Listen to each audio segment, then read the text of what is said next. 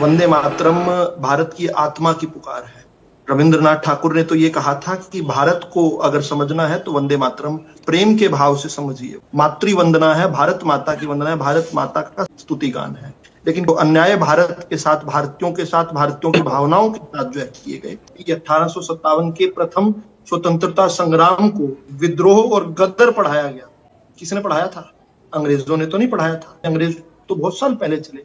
इन चीजों को हमें पकड़ना पड़ेगा। अंग्रेज तो 1947 में चले गए थे, क्या अपनी आइडियोलॉजी को भी जाने दिया था? या जिन लोगों के हाथ में सत्ता सौंप कर गए थे उन्होंने अंग्रेजों की विरासत को आगे बढ़ाया? लेकिन बड़ी बात यह है, फैजाबाद का जो अधिवेशन था 1937 का कांग्रेस का, नेहरू जी उसकी अध्यक्षता कर रहे थे। नेहरू जी कांग्रेस के अध्यक्ष थे 1937 में। उसमें नेहरू जी ने यकायक वंदे मातरम का विभाजन कर दिया। कहा कि ये पंक्तियां तो मजहबी एजेंडे में मेरे फिट नहीं बैठती हैं, धार्मिक है। ये कहकर उन्होंने कुछ पंक्तियों को हटा दिया और बाकी पंक्तियों को ही कहा कि केवल इतनी ही पंक्ति अधिवेशन में गाई जा सकती। इसी विभाजन ने 10 साल बाद भारत के विभाजन की पटकथा लिखी। जिस भारत ने बंगाल के विभाजन को 1905 में स्वीकार नहीं किया, 1905 में अंग्रेजों ने बंगाल का विभाजन कर दिया था, लेकिन अंग्रेजों के इस विभाजन को भारत ने स्वीकार नहीं किया। 1911 तक आते आते अंग्रेजों को उस विभाजन को वापस लेना पड़ा, बंगाल को फिर से संगठित करना पड़ा। यहां तक आंदोलित हुए लोग कि कलकत्ता को छोड़कर नई दिल्ली को अपनी राजधानी बनानी पड़ी। वही भारत केवल 36 साल बाद भारत के विभाजन को स्वीकार कर लेता है और उसमें भी बंगाल का भी विभाजन हुआ। ईस्ट पाकिस्तान जो बना था, क्या परिस्थितियां रही होंगी? और इन परिस्थितियों को हिंदुस्तानी जानने लगे तो कांग्रेस से नफरत करने लगे। वंदे मातरम नफरत नहीं सिखाता, लेकिन वंदे मातरम और भारतीयों के साथ कुठाराघात किया इन भूरे अंग्रेजों ने, इन भूरे साहबों ने, वो जरूर इनके प्रति घृणा, नफरत और विष से भर देता है। हमारे पूर्वजों के बलिदानों का इन लोगों ने अपमान किया।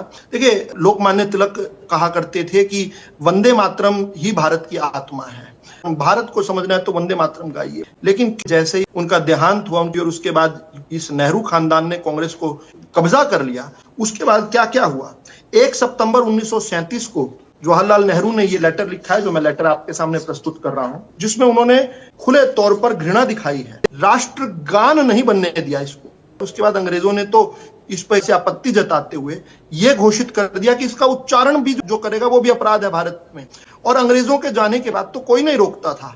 लेकिन 24 जनवरी 1950 को जनगण मन को तो जरूर उन्होंने राष्ट्रगान बना दिया, लेकिन भारत की आत्मा के साथ कुठाराघात किया। वंदे मातरम को केवल एक ढकोसले के लिए गीत बना दिया। राष्ट्रीय गीत की कोई कॉन्स्टिट्यूशनल वैलिडिटी नहीं होती। तो आर्टिकल 51A कहता है देश के संविधान का, राष्ट्रगान का सम्मान होना चाहिए। राष्ट्रगीत के सम्मान का कहीं जिक्र नहीं होता, कहीं पर उसके लिए ले डाउन नहीं करता कि किन रूल्स में गाना है। तो जिसका मन करे गा ले, जिसका मन ना करे ना गाए। ये ठीक वैसा ही है जैसे आप ये कहने लगे जिसका मन करे राष्ट्रगान पर खड़ा हो, उसको सम्मान दे, और जिसका मन ना करे ना खड़ा हो। क्या ये हम स्वीकार कर सकते हैं? लेकिन कांग्रेस ने स्वीकार किया। कोलकाता के अंदर कांग्रेस वर्किंग कमेटी की मीटिंग थी 26 अक्टूबर से 1 नवंबर में। उसमें नेहरू जी ने जो कहा है, और ये पुस्तक है कांग्रेस एंड द मुस्लिम्स, कि when however some objections were raised, the working committee carefully considered the matter and ultimately decided to recommend that certain stanzas which contained certain allergical references might not be used on national platforms or occasions. विभाजन कर दिया था Vande Mataram. Selected works of Jawaharlal Nehru अब मैं पढ़ रहा हूं, उसमें उन्होंने ये लिखा है कि if there is an ideology which various groups in India cannot honestly and sincerely accept, then it is an improper ideology for a national song. उन्होंने तो इसको राष्ट्र गीत मानने से भी इनकार कर दिया था। ये कहा था कि कुछ लोगों को दिक्कत है, और जिन लोगों को दिक्कत थी उन्होंने तो पाकिस्तान बना लिया। आपकी दिक्कतें सोल्व करने के बाद सोल्व तो नहीं हुई वो दिक्कतें, उल्टा उन्होंने तो बीज बोया। एक और लेटर है ये 1 सितंबर 1937 का, अली सफदर जफारी को जो है उन्होंने लेटर लिखा है। इसमें पंक्ति पंक्ति में जो अपीजमेंट भरी हुई है, पंक्ति पंक्ति में वो पुचकार रहे हैं उनको। लेकिन इसके जवाब में जो नेताजी सुभाष चंद्र बोस ने उनको पत्र लिखकर कितना तार्किक कारण दिए थे कि एक एक शब्द जो है वंदे मातरम का पवित्र है। जैसी माँ की भुजाएं नहीं काटी जा सकती ना, नेहरू जी यही तो नहीं समझ पाए थे कि कुछ स्टैंजास को हटा देंगे, कुछ भूभाग को बांट देंगे, पाकिस्तान बना देंगे। जिन्ना ने 2 पाकिस्तान अचीव कर लिए, एक पाकिस्तान नहीं, 2 पाकिस्तान, एक इस्लामिक रिपब्लिक ऑफ पाकिस्तान, एक सेकुलर रिपब्लिक ऑफ पाकिस्तान यहां बना दिया।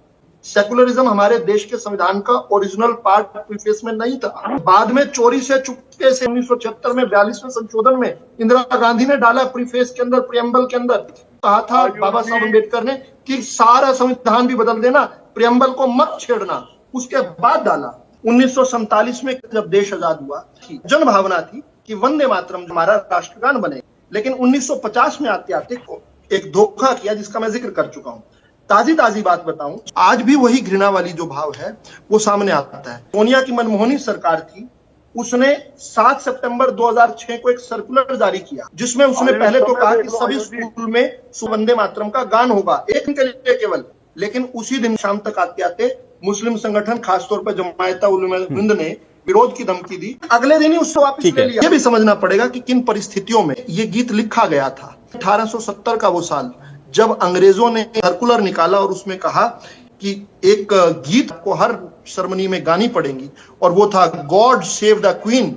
उस समय एक अंग्रेजी अधिकारी थे, डिप्टी कलेक्टर थे बंकिम चंद्र चटर्जी, उन्होंने कहा कि नहीं, मैं इसका विरोध करता हूं। उन्होंने ना केवल सरकारी नौकरी छोड़ी बल्कि 1876 में ये गीत लिखा और 1882 में आनंद मठ के प्रकाशन में इसका नाम आया।